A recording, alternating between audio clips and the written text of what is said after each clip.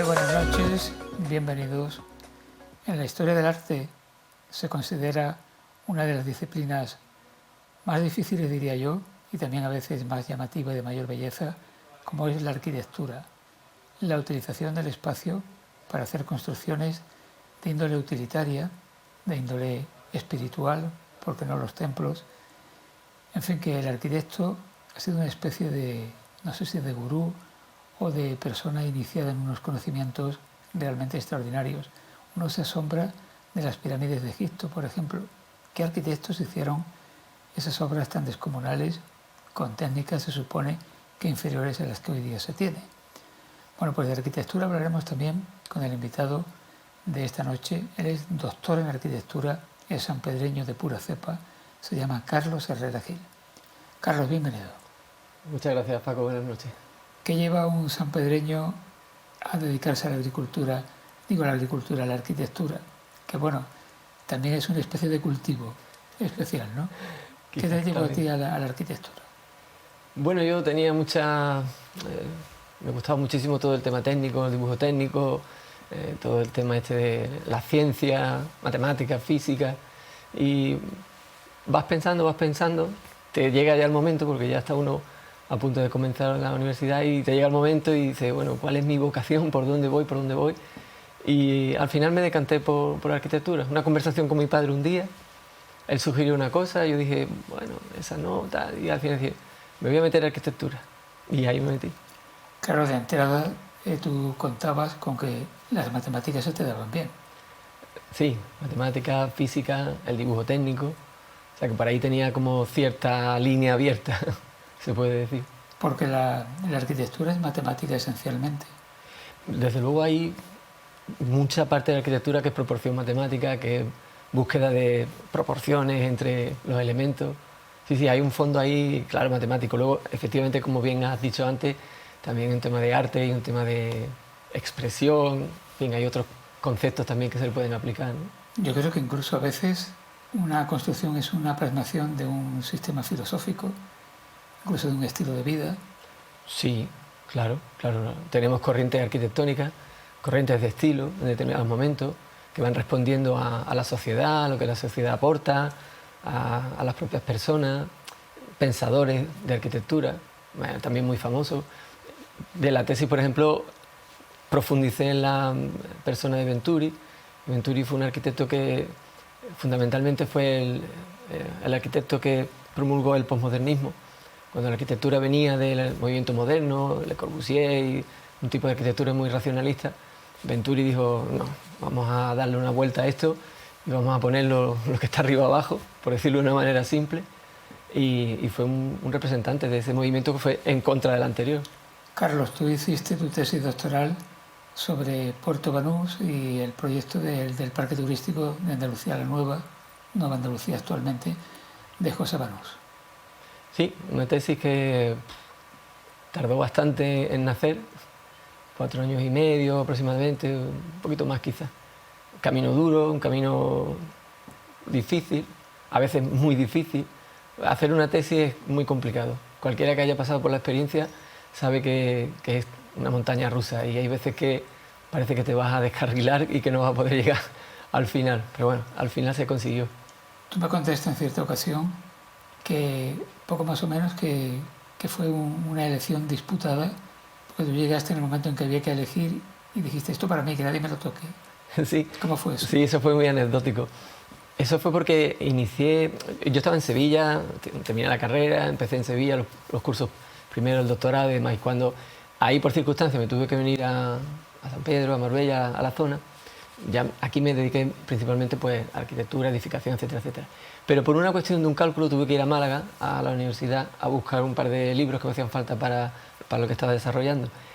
Me enteré por un profesor de allí, que le escuché una conversación que estaban haciendo los cursos de doctorado, me apunté y los comencé allí en Málaga. Y de una de las sesiones que íbamos al curso, cuando no sabía que se iba a hacer ese día, se estaban asignando los temas, todo relacionado con arquitectura del turismo, arquitectura del simulacro. No sabía que se seleccionaban los temas y de pronto entro por la puerta y claro, veo en la pizarra escritos pues, muchísimos temas, ¿no?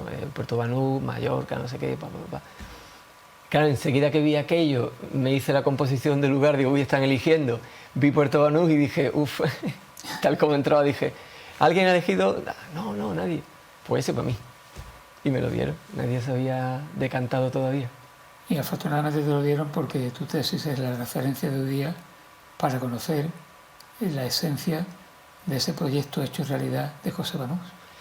Bueno, Paco, me gustaría pensar que es mi granito de arena que aportó a ese conocimiento local y ese rescate un poco de la historia, en este caso de la historia local, y una reflexión sobre la arquitectura también, a través de todo esto que decía antes de la arquitectura del simulacro, con el posmodernismo, la arquitectura neopopular andaluza. Hay varios temas que se tocan en la tesis y bueno, al final creo que quedó una cosa, yo diría que redonda. Yo he mencionado anteriormente los arquitectos que hicieron las pirámides, por ejemplo.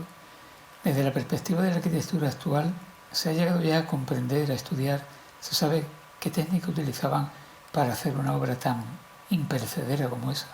Pues es curioso porque de las pirámides precisamente no hace mucho estuve viendo un documental en la tele y es que todavía no han conseguido ni explorar ciertas zonas de las pirámides. Es sorprendente y las técnicas, claro, algunas son técnicas que no se conciben hoy todavía cómo se ejecuta, cómo se... Y a mí me llamó la atención, por ejemplo, el comentario que hizo la persona del documental, haciendo referencia a que había zonas que todavía no se habían ni descubierto, ni visitado, ni nada por el estilo. Y en ese documental estaban entrando en una cámara nueva que habían conseguido acceder, en un punto intermedio de la pirámide. O sea, algo muy, muy llamativo. Bueno, lo mismo al final se va a demostrar que eran extraterrestres, como dicen algunas teorías. Que, por cierto, ese asunto tiene algo que ver con la primera de las películas que Carlos ha elegido.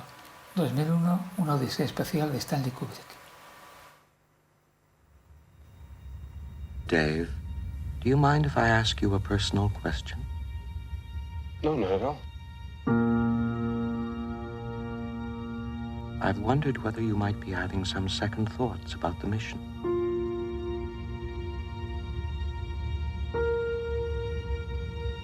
How do you mean? Rumors about something being dug up on the moon. I never gave these stories much credence, but particularly in view of some of the other things that have happened, I find them difficult to put out of my mind.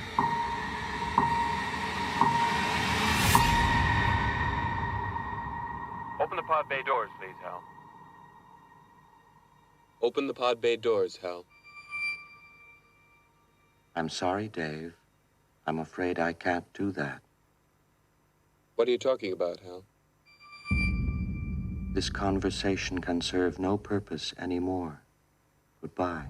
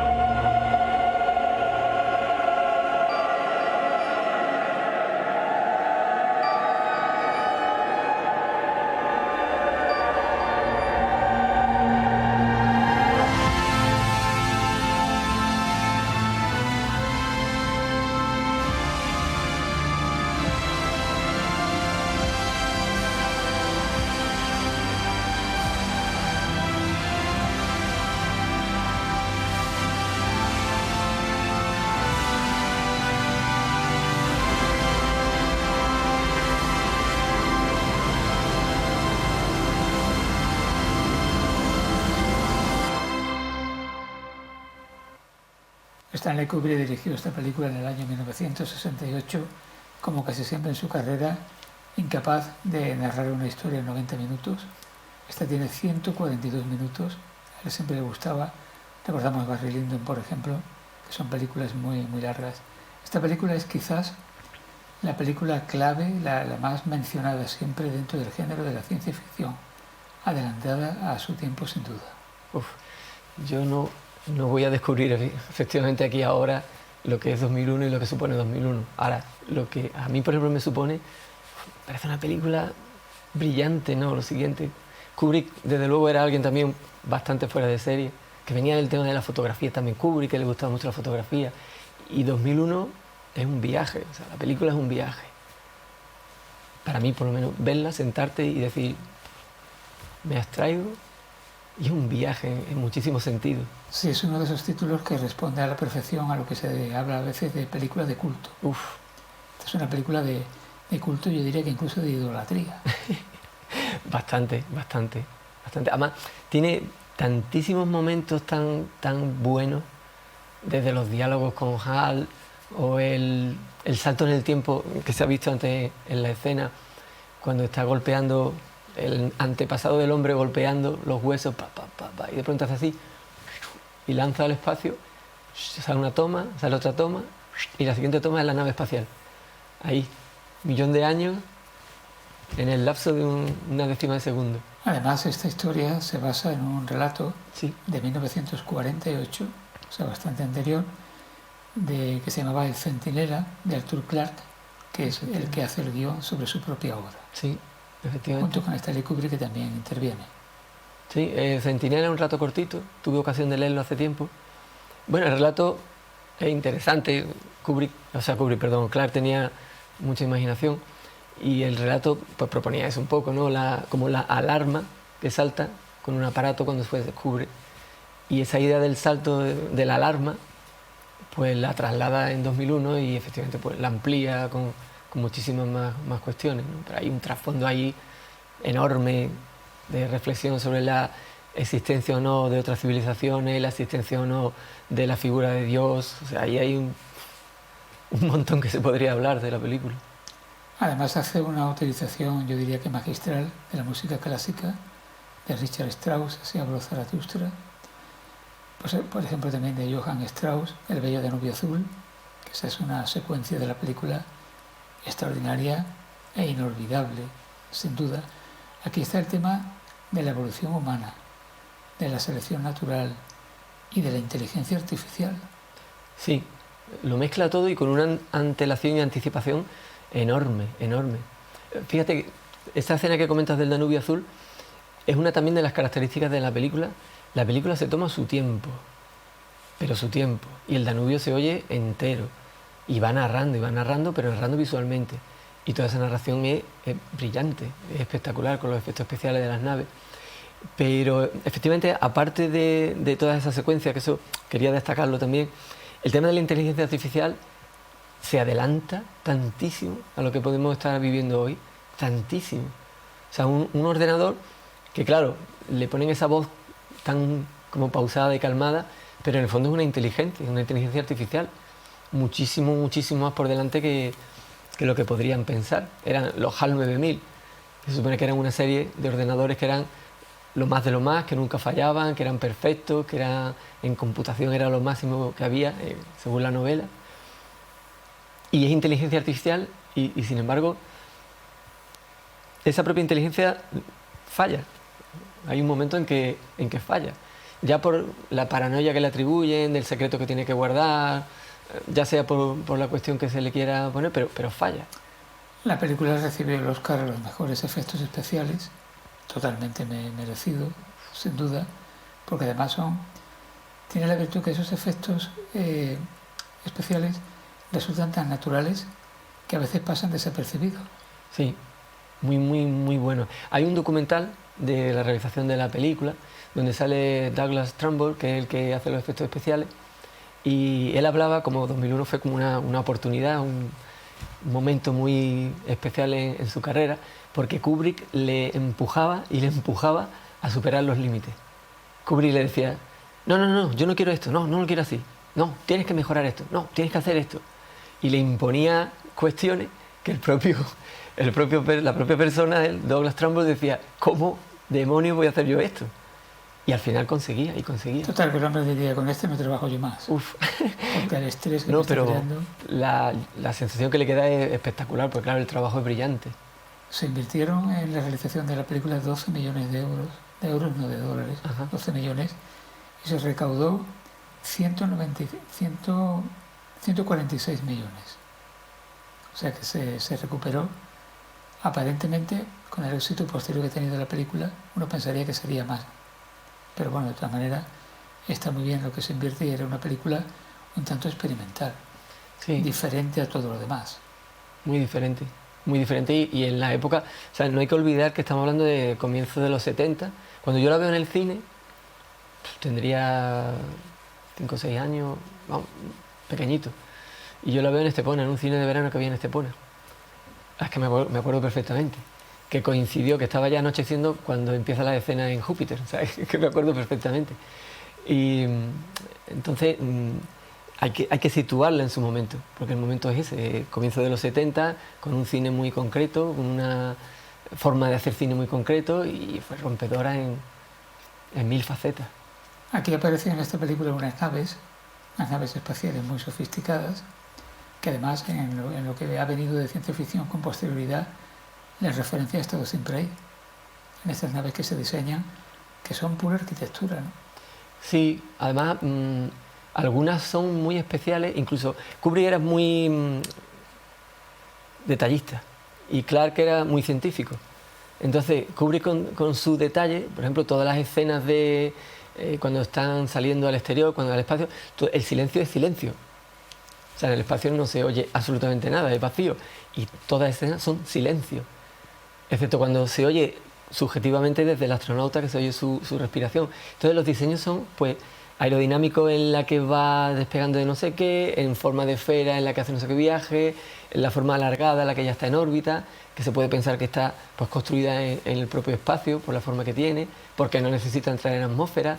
Entonces todo eso está muy, muy bien estudiado. Por ejemplo, tú, como arquitecto, que tienes una visión muy particular y diferente al común de los mortales sobre el espacio, sobre lo que es el espacio y ocupar ese espacio, tu interpretación, ¿cómo es? ¿Cómo lo percibes tú? Pues es curioso que pregunte eso, Paco, porque el interpretar el espacio, hay una escena cuando está en tránsito Heywood Floyd, que va a la Luna, y está en tránsito y llega a la estación orbital que hemos visto antes en la escena, que es totalmente una rueda girando en el espacio. Entonces, el concepto del espacio es curvo. Entonces, tú ves al personaje caminando y ves el horizonte no recto, sino como el curvo de la nave. Entonces, te mete en otro concepto del espacio. Clark y Kubrick, los dos, te meten en otro concepto del espacio. Es otro volumen y otra forma de verlo que nosotros de ordinario, pues la oportunidad es prácticamente nula. Claro, lo digo porque los que tenemos poca o nula capacidad para calcular un espacio determinado, por ejemplo, esto no cabe ahí, esto no cabe en ese cajón, no cabe en el coche, esto no cabe. Y un arquitecto lo ve y dice, no, eso sí cabe. Esa es una percepción totalmente diferente. Sí, en cierto modo nosotros, los arquitectos, tenemos esa visión espacial y efectivamente, como bien dices, Paco, enseguida estamos como viendo tal magnitud, tal dimensión, tal no sé qué. Uy, esa, el infinito, tal, la imagen que se ve ahí en la nave, no sé qué. Tal. Sí, nos imaginamos la concepción de ese espacio con facilidad. Tanto tiempo después, puesto que esta película es de 1968, sigue teniendo plena vigencia. No ha envejecido esta película. No, porque, fíjate, puede haber envejecido, no sé, trajes o algo así muy especial de algún detalle, pero es que la película es tan especial, se sale tanto del canon, que realmente casi se convierte en atemporal, si se permite la expresión. Entonces, efectivamente, hoy es muy vigente por la inteligencia artificial, por ejemplo, y eso es un núcleo, una parte de la película muy, muy importante, por la exploración del espacio, por el descubrimiento de más allá del hombre. Tiene muchos temas que son metafísicos y trascienden cualquier momento. Entonces la puedes ver hoy como dentro de 5 años, como... ¿Tu primer proyecto profesional cuál fue? Fueron unas viviendas unifamiliares, unas casitas adosadas, hace ya bastantes años, por suerte. ¿Más fácil hacer unas casitas adosadas que un edificio? Bueno, cada uno tiene su historia, porque a veces un proyecto pequeño es difícil porque tienes que encajarlo en un espacio pequeño y un proyecto grande pues tiene otras dificultades porque tienes que encajar otros elementos. No necesariamente uno es mucho más complicado que otro. Segunda película que Carlos ha elegido, otra película de referencia de un genio también y un mago del cine como es Steven Spielberg, La lista de Schindler del año 1993.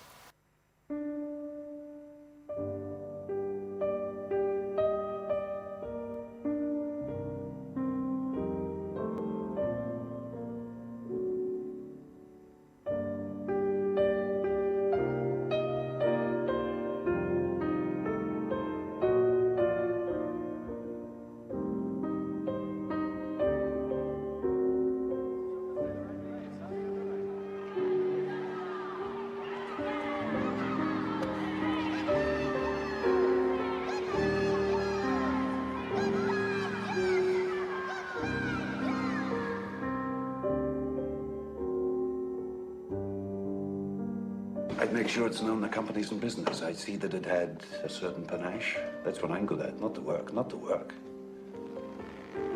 The presentation.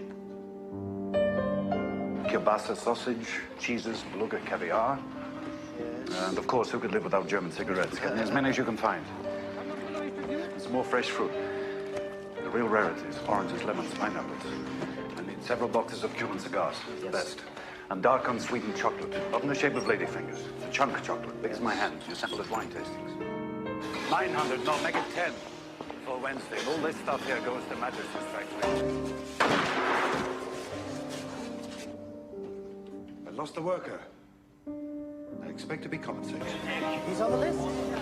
Yes. Well, let's find him. Stern! Stern! Stern! Itzhak, Stern! Stop the train! He's here! Stop the train! Stop the train! I woke up from a dream this morning. I was broke and sharing a room with 12 people I didn't know. Who will want to start, huh? Do you have any questions, sir? Yeah, well, it's top down. I'm fucking freezing. What's your name?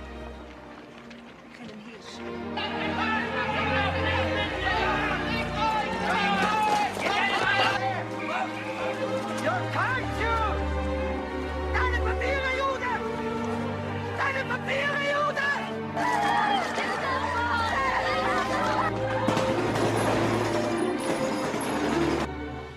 These in your pocket. I have to find every rag, bury it up here, and burn it. The list is alive.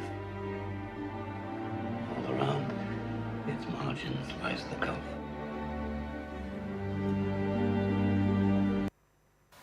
Tremenda película esta, La lista de Schindler, de Steven Spielberg, rodada en blanco y negro, con un aspecto claramente documental, como si fuese un testimonio de la época, y que narra una historia durísima que Steven Spielberg mantuvo en alguna ocasión, que eso que estaba ocurriendo, esa masacre, ese genocidio que el régimen nazi a través de las SS estaba llevando a cabo, era conocido por Estados Unidos y consentido.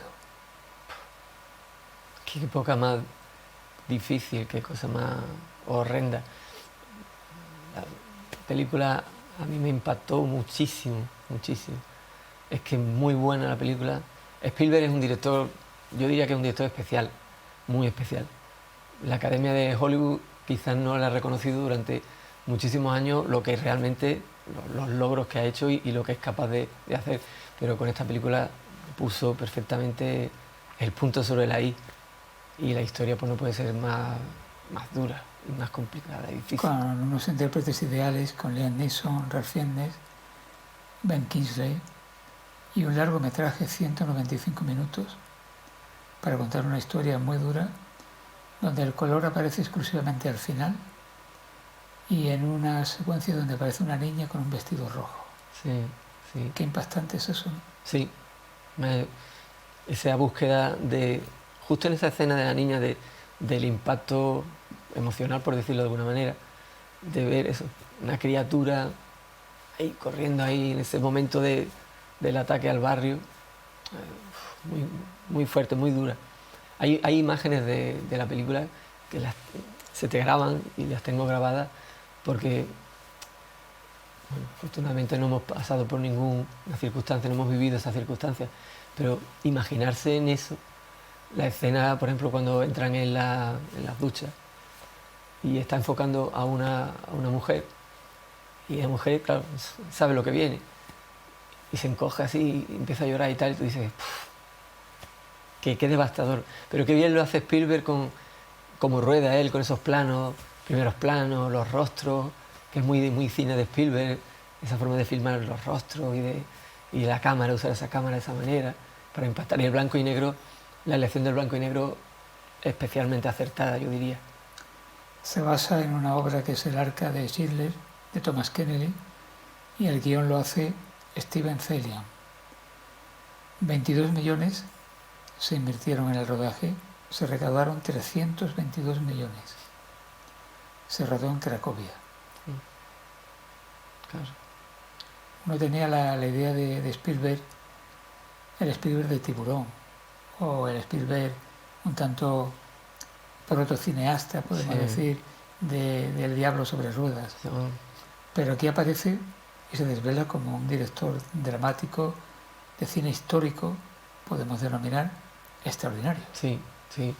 Yo creo que consigue transmitir una angustia y un desasosiego y una sensación de injusticia, y aparte de lo que puede hacer la película, ¿no? Lo que, como arte, ¿no? Como película, pero la historia es tan profunda y si te paras en personajes concretos, Oscar Schindler, por ejemplo, dices, hay que ver el hombre lo que consiguió hacer, lo que pudo hacer y lo que al final consiguió hacer y salvar tantas vidas, y dice, qué maravilla.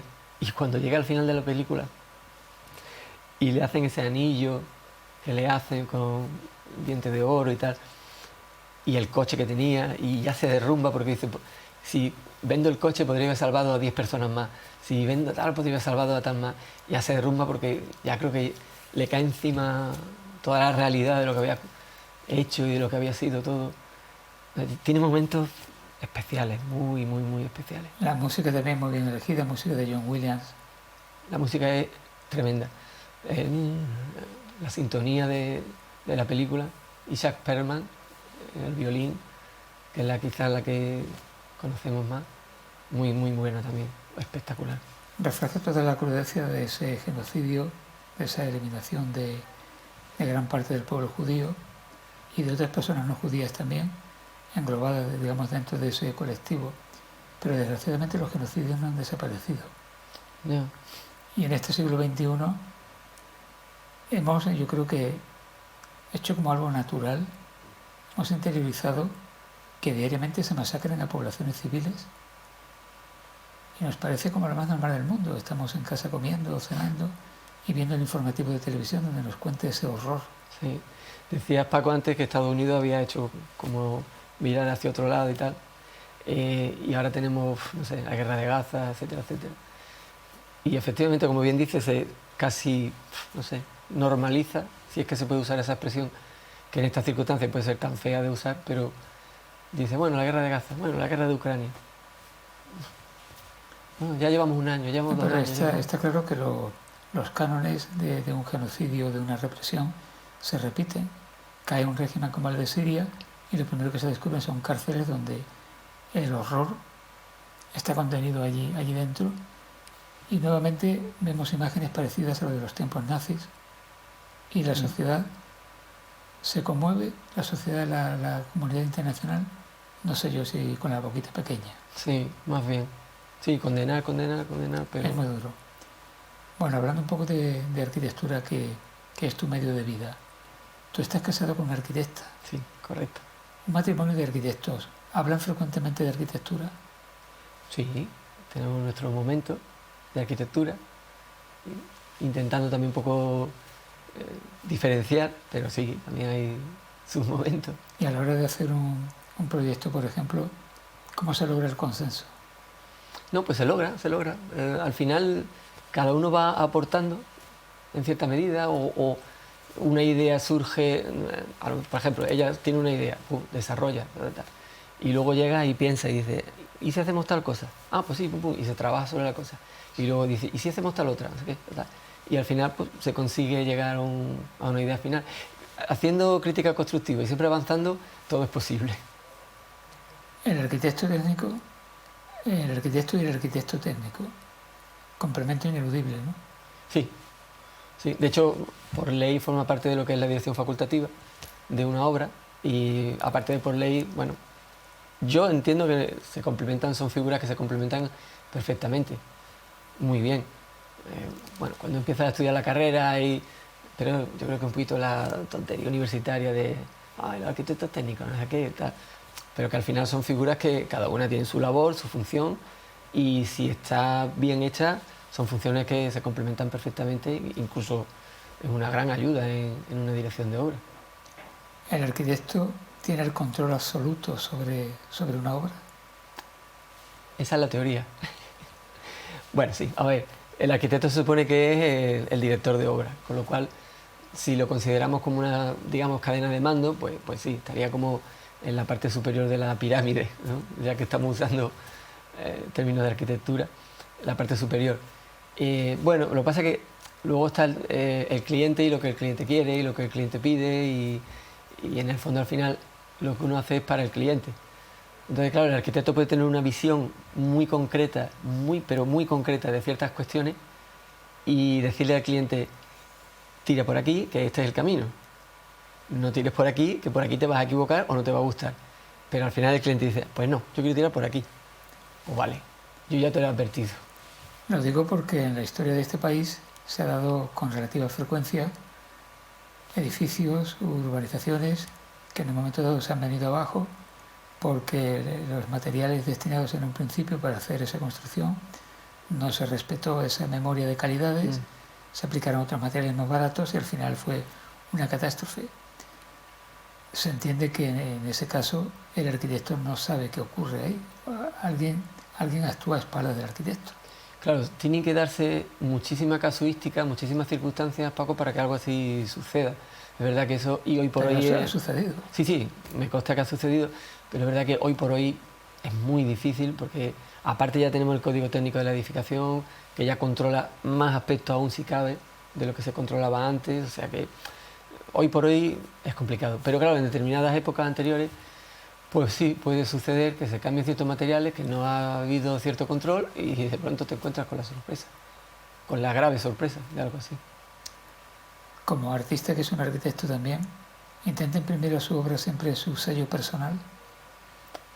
Sí, de alguna manera algo se transmite, implícita o explícitamente o subliminalmente, pero algo se pasa, porque al final uno tiene un estilo y tiene una forma de pensar y de idear la arquitectura, una cierta geometría básica que se traslada, un cierto gusto por unos volúmenes de un tipo frente a otros, entonces al final algo del estilo de uno siempre se deja ahí entrar en el espacio o en la forma de componer fachada o la forma de componer volúmenes, siempre hay algo, un puntito de...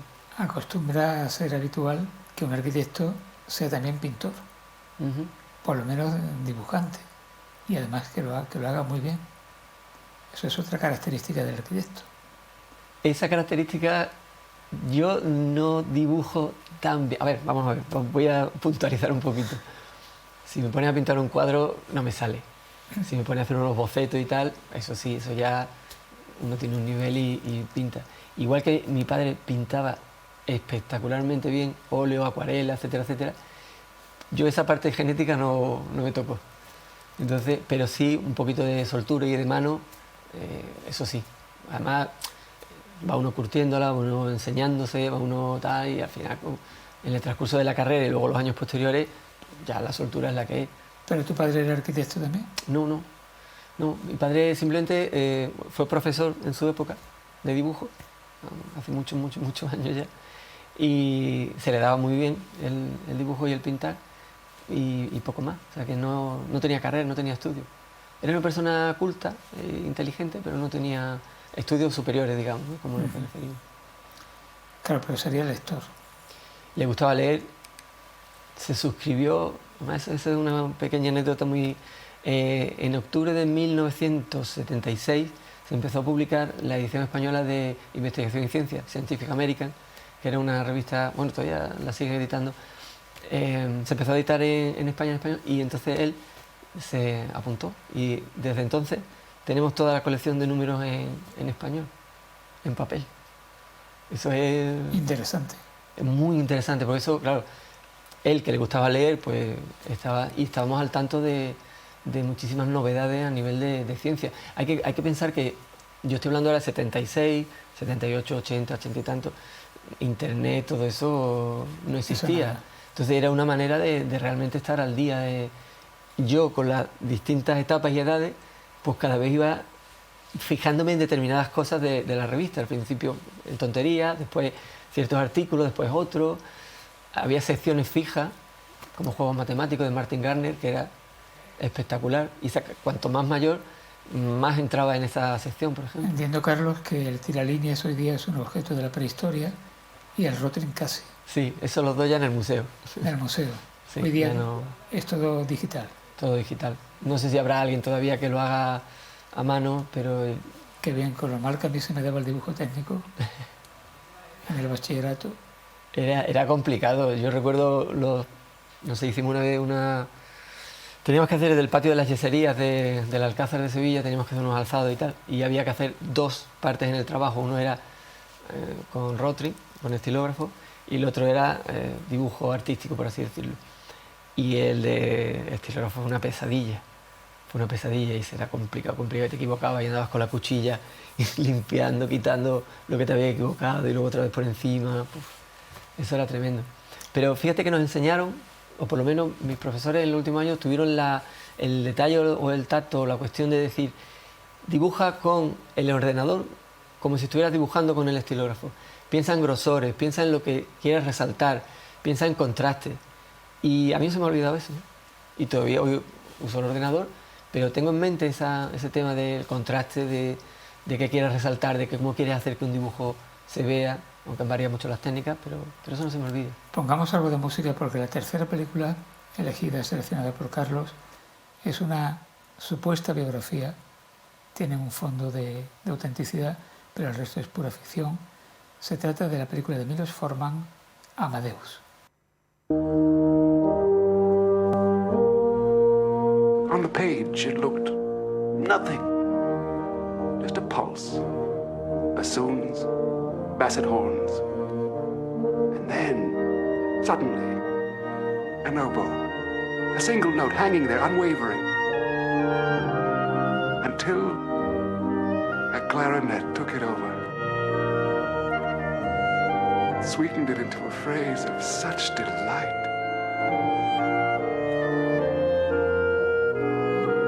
This was a music I had never heard. Filled with such longing, such unfulfillable longing. It seemed to me that I was hearing a voice of God. That was Mozart, Wolfgang, Amadeus Mozart. How good is he, Mozart? He's remarkable, Majesty. Look, he has many admirers in Vienna. They love him here. This man had written his first concerto at the age of 4. His first symphony at 7. A full-scale opera at 12. Did it show? That makes no difference. All men are equal in God's eyes. Are they? God was singing through this little man to all the world.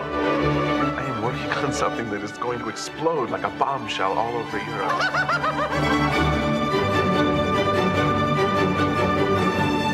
That was not Mozart. That was God. I can't rewrite what's perfect.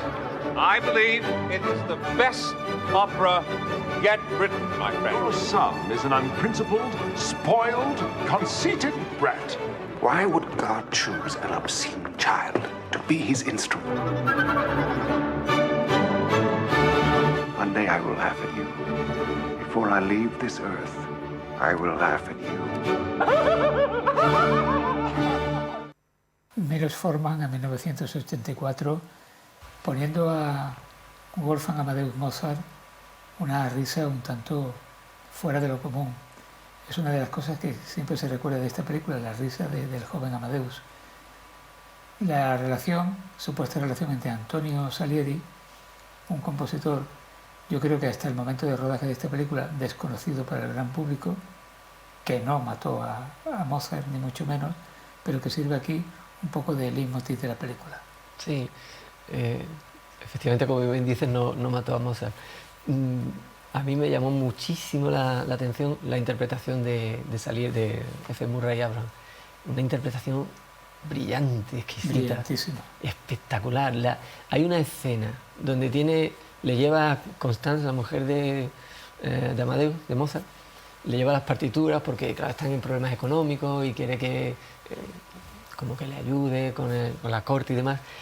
Y tiene las partituras y está viendo la música, oyendo la música en su cabeza, pero tiene una cara y una expresión, el actor es tan espectacular, y es un momento que se ve que está como, pero en éxtasis, y está tan ido y tan sorprendido y se le caen las partituras. Son escenas tremendas de bien, y la interpretación de él tan buena. Yo pienso, y yo creo que no soy el único, los villanos provocan cierta atracción y el personaje del malo provoca cierta atracción, a veces más incluso que el personaje del bueno. Y que la película esté rodada desde el punto de vista del que es realmente el malo de la película, eso también es un acierto total. Una película que se comercializó con 161 minutos, después hay un montaje del director que tiene 180. También un metraje. Has elegido películas de largometraje. De largometraje, para poder disfrutar. Se basa en esas relaciones supuestas entre Mozart y Antonio Salieri. Tuvo esta película alrededor de 40 premios, entre ellos 8 Oscars. Es que yo creo que se los merece. Hay otro detalle de la película que me parece también otro acierto también espectacular, y es porque en la obra de teatro no lo tiene igual, claro, pero en la película sí, y te va contando cierta cosa en la escena y tienes la música que a lo mejor el personaje está imaginando sonando en ese momento. Entonces eso es genial, porque te estás metiendo de lleno en el personaje Salieri, o cuando está componiendo el Confutatis, Maledictus, Flammis Sacris Addicti al final de la película, y está en la cama, que está el pobre que está ahí ya prácticamente que no puede más, y Salieri ahí apretando y apuntando y apuntando. Y entonces empieza a decir, trombón, no sé cuánto, la otra no sé cuánto. Y la música va sonando. Y se lleva todo junto, tal, y de pronto la música suena todo junto. Y ves el proceso ese de composición. Tremendo. La música que suena en la película, tanto la de Antonio Salieri como la de Wolfgang Amadeus Mozart, está interpretada por Sir Neville Marriner, que fue el director habitual de una formación prestigiosa como St. Martin in the Field, que hizo grabaciones memorables. Es una banda sonora realmente de lujo. Una película que costó 18 millones de dólares, que recaudó 52 millones. Que bueno, no es tanto, pero bueno, se ganó. Los productores ganaron en esta película, que yo creo que ha sido una película que se ha transformado también con cierto culto a lo largo de los años. Sí, ha ganado. Es como todo también, cuando el momento en que sale provoca, del impacto que provoca, pues en crítica, en público, etcétera, pero al final ha encontrado su sitio.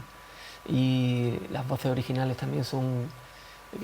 Intento de un tiempo a esta parte, todas las películas, verlas en versión original, sí, para poder captar los matices porque tenemos muy buenos actores de doblaje en España, buenísimos, yo diría que de los mejores, pero la voz original, siempre es la voz original. Sí, aquí intentamos también los trailers que ponemos que sean en versión original. Sí, no siempre se consigue, pero la mayoría de las veces sí, porque efectivamente uno sabe el ímpetu o la intensidad sonora que tiene ese actor, que eso es un complemento importante. El timbre especial que tiene la voz de algún actor en concreto. Yo siempre digo que en España siempre se dobla Clint Eastwood con una voz grave. Esa no es la voz de Clint Eastwood original, no tiene nada que ver con esa voz, ¿no? Es como si hubiésemos inventado otro actor, le hayamos dado una segunda vida a ese actor. ¿Cuáles son yo te preguntaría, la corriente arquitectónica que más ha influido en ti y qué creadores, qué arquitectos lo han hecho? Buena pregunta. Me gusta mucho una arquitectura moderna, pero no del movimiento moderno de Le Corbusier, que puede tener también, por supuesto, cosas interesantes. Digo Le Corbusier como el representante más marcado del movimiento moderno, pero un tipo de arquitectura de volúmenes limpios, de grandes ventanas, de una lectura relativamente sencilla que no simple de la arquitectura. Sencilla que no simple. Me gusta mucho, aunque es controvertido, Frank Gehry, me gusta el Guggenheim, es escultórico, es especial, es diferente. Pues a mí también. Hay mucha gente que dice que el edificio más feo, pues a mí me gusta. ¿No? Es diferente. Y el pupi también. ¿Cuál? El pupi, el perrito que hay fuera. Ah, bastante sí, enorme. Sí. Pues me gusta mucho esa arquitectura también. Otro arquitecto, claro, porque va por fase. Bueno, tiene cosas, es que claro, te puedes poner a Tadao Ando, me gusta muchísimo también. Tadao Ando hace un tipo de arquitectura también muy entre simbólica, escultórica. La Capilla de la Luz, que tuve la oportunidad de verla, es algo digno de verse. Cómo esculpe la cruz con la luz, o sea, una cosa... ¿Hay algún punto de conexión entre los arquitectos y los ingenieros de puertos, canales y caminos? Bueno, conexión directa. Entre alguien que construye un puente y alguien que construye un edificio. Hay la conexión yo creo que hay la conexión del arte, o de intentar buscar bueno, por un lado supongo la excelencia y por otro lado estaba pensando en Santiago Calatrava o en buscar la excelencia y buscar ese diseño especial. Claro, las funcionalidades son diferentes, pero al final la meta yo creo que es común. Vamos con la cuarta, como las sevillanas. Con la cuarta película, que en este caso es de Giuseppe Tornatore del año 1988, Cinema Paradiso. ¡Alfredo! ¡Sí! Puoi partire.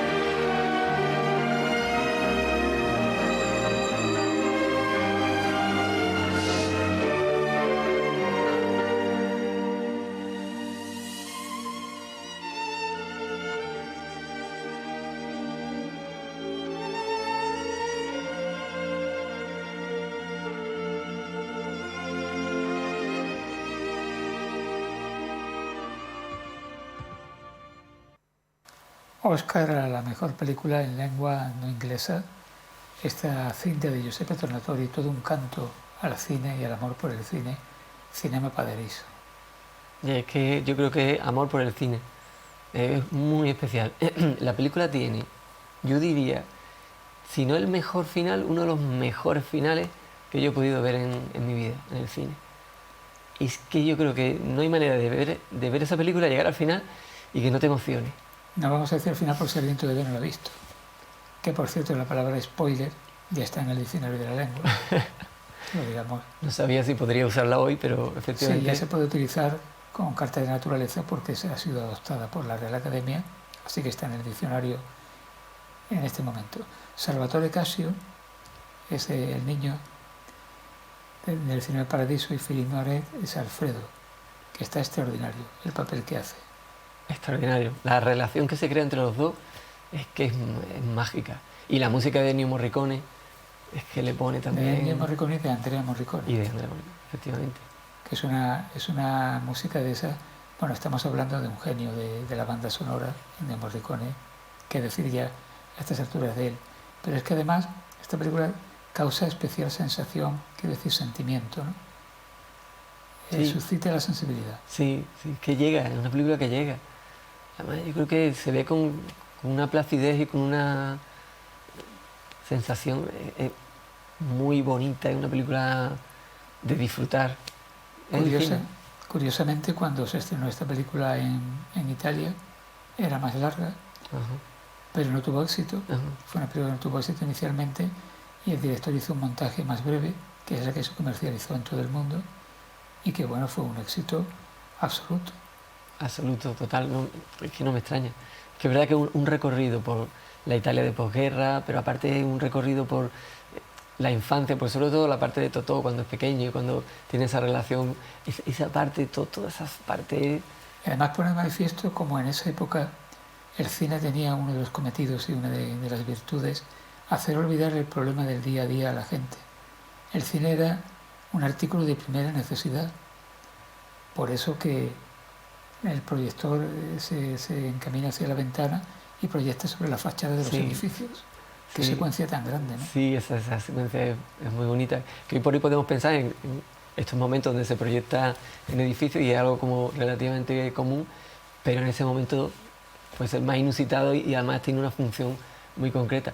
Estaba pensando también, Paco, en la propia película te va con las distintas épocas que va representando el tema de las clases sociales, cómo estaban en la parte inferior los menos afortunados, en el palco arriba los más afortunados, los más ricos, y cómo eso va cambiando con los propios años. Esa imagen también es muy... Y como ese niño que de pequeño vive intensamente el mundo de la producción cinematográfica termina siendo director de cine. Efectivamente, termina entrando ahí. Y él, digamos, despega, se traslada a eso que tú has dicho, un estatus social superior, pero por ejemplo su madre sigue permaneciendo en el pueblo como siempre, no da ese salto de un estrato a otro. Sí, sí. Como decía, ¿no? Hay que retornar para volver a encontrar al cabo de los 30 o 40 años de irse. Sí, la madre efectivamente permanece, bueno, anclada en su situación y ahí sigue en la película y al final pues ves una... Ha habido, Carlos, más de un arquitecto que ha trabajado en el cine dedicado al mundo de los decorados. Eso requiere un diseño realmente arquitectónico. Sí, claro. Películas donde realmente tienes que demostrar y dar la talla para realizar pues lo que le corresponde, ¿no? a la película. Pues si tú iniciabas tu selección de películas con una obra maestra de la ciencia ficción, la concluyes con otra obra maestra de la ciencia ficción también, que ya la hemos tratado en este programa, otra persona la eligió también, es Blade Runner. Runner es corredor y Blade es cuchilla. No sé yo cuál sería... Sí, es como pensar en el que corre en el filo, el que está siempre como en... El que está en el filo de la navaja. Sí, como en el riesgo. Esta película es de Ridley Scott del año 1982.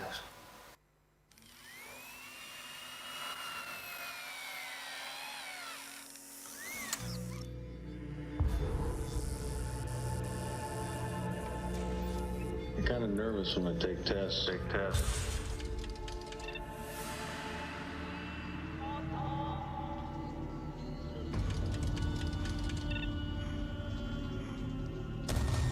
I've got 4 skin jobs walking the streets. They're either a benefit or a hazard. If they're a benefit, it's not my problem. I'm Rachel. Deckard. Have you ever retired a human by mistake? No.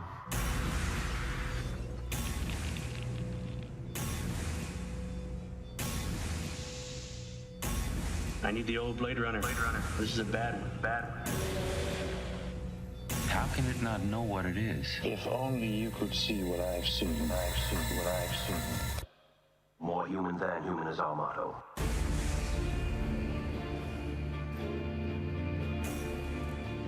What if I go north? Disappear. Would you come after me? No, you would, but somebody would. It's too bad she won't live. Blade Runner se basa en una novela de Philip Dick con un título curioso. ¿Sueñan los androides con ovejas eléctricas? Efectivamente, es un título muy curioso. La novela está también muy bien. Philip K. Dick es que era muy especial, muy especial, con la forma de escribir y su percepción de lo que es real, de lo que no es real. Siempre su dicotomía y su paranoia con todo este tema de lo que se confunde y no se confunde. Se sitúa la trama en una ciudad distópica, Los Ángeles, en el año 2019. O sea que ya hemos pasado de largo. Ya se acabó Blade Runner. Y ese mundo no ha llegado todavía. Los replicantes que sepamos no han llegado. Sí, tienen como cierto afán en poner fechas que están tan cerca que llegamos y las pasamos. ¿Por qué crees tú que esta película ha tenido tanta repercusión? Se ha reeditado tantas veces, un montaje, otro montaje, añadidos. Al comienzo la verdad es que no tuvo tampoco, estrenarla y tal no tuvo repercusión, no tuvo éxito. Es verdad que resultó una acogida, pero con el tiempo se formó un grupo de fans de la película que empezaron y empezaron otra vez en cine, y poquito a poco, y con los años pues fue cogiendo. Hay otro tema de la película, aparte de la película en sí, que rompe también con muchísimas cuestiones, de estética, Ridley Scott hace una dirección espectacular. La banda sonora de Vangelis es también otro punto importante en la película, cómo le crea la atmósfera, y eso también ha hecho que sea también una película muy especial. Aparte, por supuesto, la película, toda la reflexión que tiene sobre el ser humano, la inteligencia en cierto modo artificial, porque no hay que dejar de pensar que el replicante es artificial y es un ente inteligente y es un ente que se supone que siente y que como cualquier persona. Vangelis es un músico fundamental en las bandas sonoras. Carros de Fuego, estoy recordando también. Él formaba parte originalmente de un grupo griego que era Aphrodisiae, donde estaba Alfie Kahn y Demis Roussos. Sí, efectivamente. Los tres tuvieron carrera internacional, el que menos Alfie Kahn. Y desde luego Vangelis pues triunfó apoteósicamente en el cine. Sí, sí. Bueno, estamos ya casi sin tiempo, pero también siempre pido a los invitados un libro. Y tú has elegido una saga. Lo tenemos ahí, El Señor de los Anillos. ¿Por qué? Pues por no quedarme corto, 3 libros en vez de 1. Bien, no, porque siempre estoy leyendo y a lo largo de mi vida he leído innumerables libros.